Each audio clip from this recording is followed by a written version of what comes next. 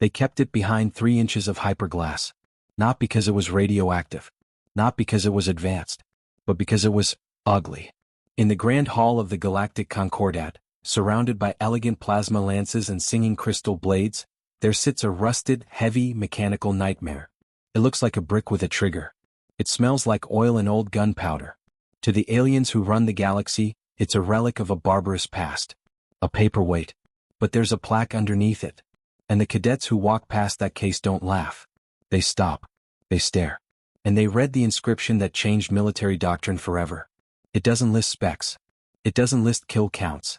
It just quotes a single conversation from a simulation room 50 years ago. The instructor said, "Cadet, the variables are absolute. No weapon exists that can stop this threat." And the human cadet, well, he just loaded one anyway. This is the story of the day human stubbornness broke the universe's math.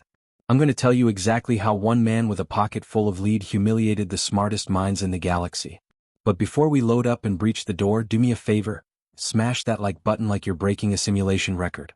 Make sure you're subscribed and have that notification bell rung so you never miss a story from the edge of the universe. I want to know, where in the world are you listening from right now? Drop your flag in the comments and let me know, if you had to fight an alien ghost, would you choose a laser sword or a trusty 12 gauge? Let's get into it. The Citadel of High Reason was less a school and more a cathedral to math. It orbited a blue giant star, a gleaming spire where the children of the galaxy's elite species came to learn that emotion was a weakness and calculation was God. Enter Ishmael Vance. Ishmael wasn't elite. He was a scholarship admission from Earth, a planet the Galactic Council politely referred to as a high-gravity death world, and impolitely referred to as the Mud Ball. While the other cadets, tall, slender Elvarians who communicated via bioluminescence, and hulking rock-skinned Krull who thought in tectonic plates, glided through the corridors in anti-grav harnesses, Ishmael walked. Loudly. His boots were heavy leather. His uniform was always slightly wrinkled. And on his back, instead of the standard-issue photon-focusing staff, he carried a canvas duffel bag that clanked. The other students treated him like a curiosity. To them, humanity was the galactic equivalent of a raccoon that had somehow learned to pick locks. We were clever, sure, but dirty. Unrefined. We hadn't mastered the subtle arts of frequency manipulation. We still built things out of iron and steel. We still burned dead plants for fuel. One afternoon, during a lecture on the ethics of non-lethal subjugation, the instructor, a towering, multi-limbed entity named Magister Chillingworth, paused his holographic display. "Cadet Vance," Chillingworth droned, his voice vibrating in the students' minds rather than the air. "Please stop fidgeting. The vibrations are disrupting the harmonic alignment of the class." Ishmael looked up. He had been cleaning a smudge off a brass casing he kept in his pocket. "Sorry, Magister. Just nervous energy. Gravity here is a little light for me." The class tittered. A laugh track of chirps and hums. "Perhaps," Chillingworth said, a sneer evident in his telepathy, "if your species spent less time fighting gravity and more time accepting the flow of the universe, you wouldn't be so dense. You cling to the physical, Vance. You rely on mass, force, impact. These are the tools of children. A civilized warrior weaves the energy of the cosmos. He does not throw rocks." Ishmael smiled. It was a smile that reminded people of a wolf that had just found an open gate. "With respect, Magister, sometimes a rock is the only thing that works." "A rock is finite," Chillingworth lectured, waving a slender hand to conjure a hologram of a complex energy shield. "Energy is infinite. Mass can be deflected. Mass can be disintegrated. Mass is slow. In the modern era, kinetic weaponry is an embarrassment. It is obsolete." He looked directly at Ishmael. "There is a reason, Cadet, that Earth is the only planet that still manufactures gunpowder. The rest of us grew up." Ishmael didn't argue. He knew the reputation humans had. They called us the Neanderthals of the nebula. They thought our refusal to switch to pure energy weapons was because we were too stupid to understand the tech. They didn't realize it was because we didn't trust anything we couldn't fix with a hammer. The tension in the room was thick enough to cut with a knife, or a laser if you were fancy. Ishmael just slipped the brass casing back into his pocket. "We'll see," Ishmael whispered to himself, because today was simulation day. The day the Academy tested the cadets against the unsolvable scenarios. And Ishmael had a feeling that the universe was about to ask a question that lasers couldn't answer. The simulation chamber, known as the White Room, was a masterpiece of reality-bending technology. It could replicate any environment, any physics engine, and any enemy. It was here that the arrogant sons and daughters of galactic royalty came to be humbled. The class gathered on the observation deck, looking down into the white void. Magister Chillingworth stood at the control console, his many fingers dancing over the light keys. Today, Chillingworth announced, we face the Void Weaver. A ripple of fear went through the alien students. The Void Weaver wasn't a biological creature. It was a hyperdimensional anomaly, a ghost in the machine. It was a creature made of phase-shifted light that fed on energy. The Void Weaver, Chillingworth explained, is a theoretical predator. It matches the frequency of any incoming energy attack and absorbs it. If you fire a plasma bolt, it eats the heat. If you use a laser, it eats the light. If you use a graph crusher, it eats the gravity waves. It is the ultimate counter to modern warfare. He selected the top student, a glowing Elvarian named Ariel, to go first. Ariel entered the chamber. She looked magnificent, floating in her shimmering combat suit, wielding a staff of pure starlight. The simulation booted up. The room shifted into a dark, stormy nebula. And there in the center drifted the Void Weaver. It looked like a tear in reality, a shifting oil-slick shadow that hurt to look at. Ariel didn't hesitate. She raised her staff and fired a beam of concentrated solar fury, enough to melt a battleship. The beam hit the Weaver. And then, it vanished. The creature didn't even flinch. It simply grew brighter, pulsing with the energy it had just swallowed. Ariel panicked. She switched frequencies. She tried ultraviolet pulses. She tried gamma bursts. She tried a sonic scream. Every single attack was energy. Every single attack fed the beast. Within 30 seconds, the Void Weaver drifted forward, passed harmlessly through Ariel's energy shields like smoke through a screen door, and tapped her chest. System error. Cadet eliminated. The simulation ended. Ariel reappeared on the deck, shaking, her light dim with shame. Next was Thorn the Crawl. He relied on gravity manipulation. He entered the room and tried to crush the Weaver with a singularity field. The Weaver just drank the gravity waves and grew larger. It swatted Thorn aside like a fly. One by one, the galaxy's best and brightest went into the room. They threw the pinnacle of science at the monster. They used math. They used logic. They calculated the optimal frequencies. And they all failed. After 2 hours, the mood on the observation deck was grim. The Void Weaver was undefeated. Magister Chillingworth looked satisfied. This was the lesson. Do you see? He asked the silent class. You are failing because you are trying to fight the inevitable. The Void Weaver represents entropy. You cannot destroy it. The lesson of this scenario is not victory. The lesson is acceptance. You must learn to recognize when a battle cannot be won. You must learn to negotiate, to flee, or to accept your end with dignity. There is no weapon that can stop it. He turned to the class roster. There was one name left. Cadet Vance, Chillingworth sighed. I suppose you wish to try? Perhaps you can throw a stone at it and see if it gets annoyed. The class chuckled, but it was a weak, nervous sound. Ishmael Vance stepped forward. He wasn't wearing a shimmering flight suit. He was wearing standard-issue drab fatigues and a tactical vest that looked like it belonged in a museum exhibit on the 20th century. He was carrying his duffel bag. I'll give it a go, Ishmael said. Very well, Chillingworth said, tapping the console. But be warned, human. The simulator safety protocols are strained. If that thing touches you, the neural feedback will hurt. Don't be a hero. Just go in, realize it's impossible, and quit. Impossible, Ishmael muttered as he walked toward the airlock. I hate that word. He stepped into the white room. The door hissed shut behind him. The simulation initialized. The sterile white walls dissolved, replaced by the dark, swirling nightmare of the nebula. Thunder rumbled, simulated audio, but it vibrated in Ishmael's chest. In the center of the arena, the Void Weaver hung in the air. It was massive now, bloated on the energy of 20 defeated cadets. It pulsed with a dark, hungry rhythm. Up on the observation deck, the aliens watched with pity. They expected the human to pull out a primitive combustion pistol, fire a few shots, and get crushed. They expected comedy. Ishmael didn't draw a weapon immediately. He just stood there, planting his boots firmly on the simulated ground. He opened his duffel bag. Magister, Ishmael's voice crackled over the intercom. You said this thing absorbs energy, right? It frequency matches. Correct, Cadet. Chillingworth's voice dripped with boredom. It adapts to any wavelength. Light, heat, sound, gravity. It is the perfect defense. So it's a smart shield, Ishmael said, reaching into the bag. It reads the incoming data and changes its state to negate it. Ideally, yes. Now surrender, Vance. You are wasting electricity. I'm not wasting anything, Ishmael said. He pulled something out of the bag. It wasn't a gun. Not yet. It was a long heavy metal barrel. Then a stock made of walnut wood, actual dead tree wood. Then a receiver mechanism of milled steel. The aliens on the deck leaned in, confused. Is he assembling a telescope? One whispered.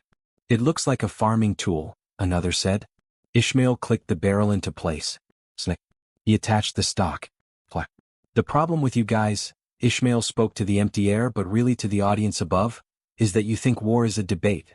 You think it's about who has the better argument, the better math. You send an equation at the enemy, and if their equation is better, you lose. He reached into a pouch on his vest and pulled out a box. He slid the cardboard cover off. Inside were 10 brass cylinders, heavy and cold, 50 caliber BMG, full metal jacket. But where I come from, Ishmael continued, war isn't a debate. It's a physics problem. He took the first round. He didn't load it immediately. He held it up to the light. This isn't energy, Magister, Ishmael said. It doesn't have a frequency.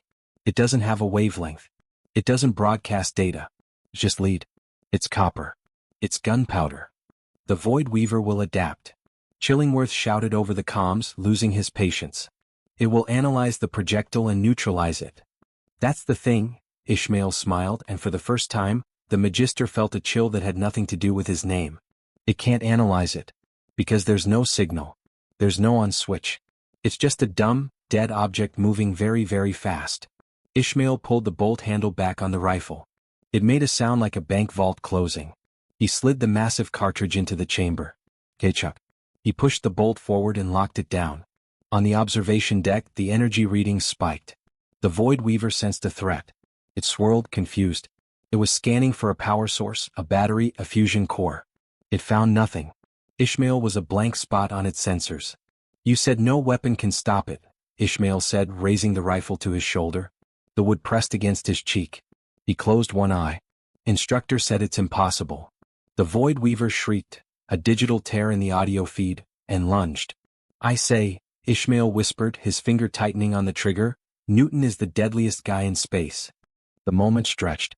A single heartbeat in the silence of the void. Then Ishmael squeezed. Boom. The sound was not the polite pew-pew of a plasma caster. It was a catastrophic roar, a thunderclap that overloaded the audio dampeners in the observation deck. The muzzle flash was a dirty, jagged bloom of chemical fire. The bullet left the barrel at 3,000 feet per second. The Void Weaver saw it coming, but it didn't know what it was. Its logic processor screamed. Analyzing threat. No frequency detected. No thermal signature. No ionization. Attempting to match waveform. Error. Threat is not a wave. Threat is particulate. Deploying anti-energy lattice. The creature tried to do what it always did. It tried to negate the attack by creating an opposing energy field. But you cannot negate a 50-gram slug of copper-jacketed lead with an equation. You have to physically stop it. And the Void Weaver had no physical body. It was a hologram with teeth. The bullet didn't care about the creature's philosophy. It didn't care about the simulation's difficulty setting. The round hit the center of the shadowy mass. If it had been a laser, the Weaver would have absorbed it. But the bullet carried kinetic energy. Mass times velocity squared. It carried momentum.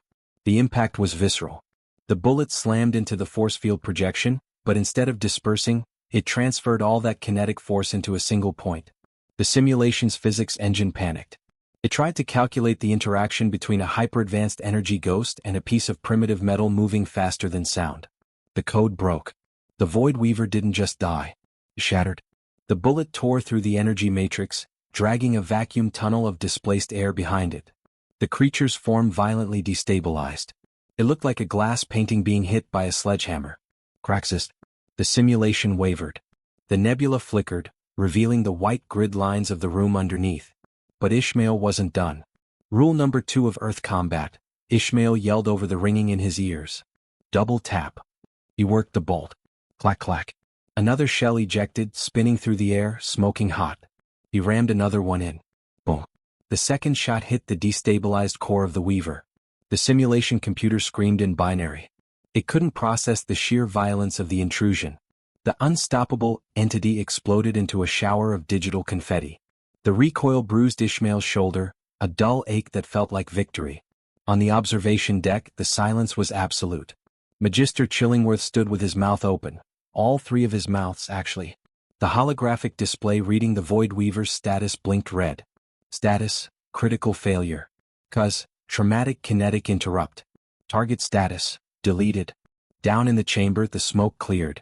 The smell of cordite, sharp, sulfurous and ancient, filled the pristine air filtration system. Ishmael lowered the rifle. He blew a wisp of smoke from the barrel, a gesture straight out of an old Western movie he'd watched with his grandfather. The simulation dissolved. The nebula faded. The white room returned.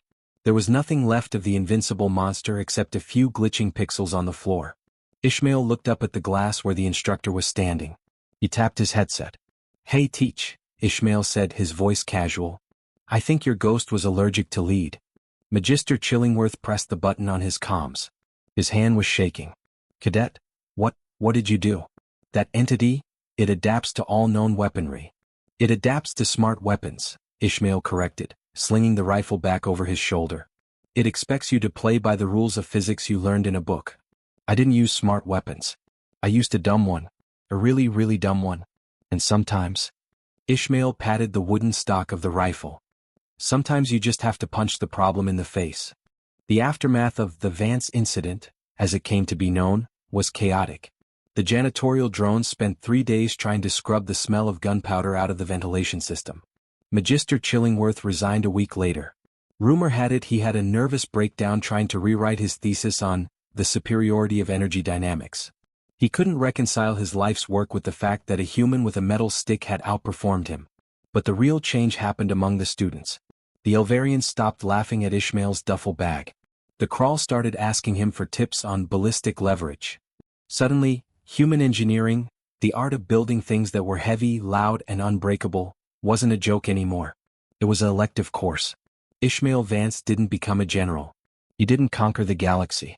He graduated, served his time on the frontier, and eventually retired to a quiet colony world where he opened a repair shop.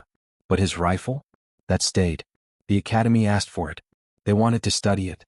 They wanted to understand the complex mechanics of the device that slew the Void Weaver. Ishmael donated it on one condition: they couldn't polish it. They couldn't clean the carbon buildup off the barrel. They had to leave it exactly as it was, dirty, scratched, and smelling of earth. And so, it sits there today in the Grand Hall. The Thunderbore .50 caliber. Beneath it the plaque reads, Exhibit 404, the Kinetic Solution.